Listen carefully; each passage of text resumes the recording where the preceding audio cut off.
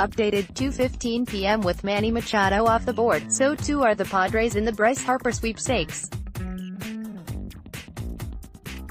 Are the Phillies just bidding against themselves at this point? Let's take a look at the rest of the market. White Sox. The White Sox richest reported offer to either player this offseason was in the range of $200 million. Aside from not being able to offer the most money, the White Sox offer even less of a chance to win now than the Padres. Harper is uber competitive, so you would think this matters. White Sox executive VP Ken Williams said this. Ken Williams, we could not go that $300 million level. Daryl Van Schouwen, at CST_SoxFan, February 19, 2019 telling.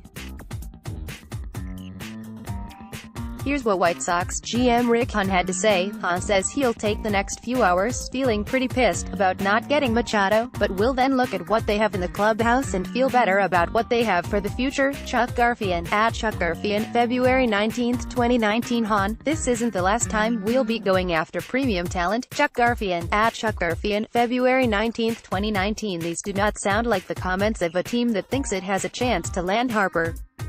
Nationals, you learn in this business to never say never, especially when it comes to high-price negotiations that can change at a moment's notice. The Nationals, by word and deed, appear to have moved on from Harper. They have a good outfield even without him. Juan Soto, Adam Eaton, top prospect Victor Robles, and also must worry about paying underrated star Anthony Rendon when his contract expires after 2019. Rumblings about Harper's work ethic also leaked out of the Nationals' spring training clubhouse earlier this week. Washington's payroll is nearing $200 million and is precariously close to exceeding the luxury tax threshold of $206 million. The Nets do, however, have about $60 million coming off the books after 2019. That said, the Phillies should be able to top Washington's offer, especially since all of the Nats' highest-priced players have deferrals in their contract. The Phillies should be able to close a deal without deferring any of the money. Deferral versus non-deferral should be an easy decision for any player. If money means the most to Harper, the Phillies have the clear advantage. If it's a combination of money and comfort, you can't just outright eliminate the Nats. Giants. The Giants have reportedly only been interested in giving Harper a shorter-term deal.